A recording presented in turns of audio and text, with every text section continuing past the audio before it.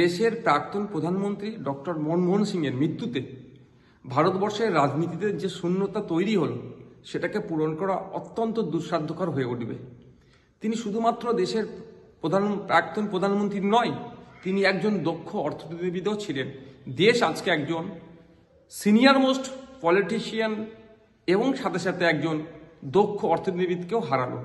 তিনি 2004 থেকে 2014 পর্যন্ত ইউপিএ 1 ইউপিএ 2 সরকারের মন্ত্রিসভা তিনি প্রধানমন্ত্রী ছিলেন। তাহার আমলে শিক্ষা, স্বাস্থ্য সহ জনকল্যাণমুখী অনেক নীতির আপগ্রেড হয়েছিল।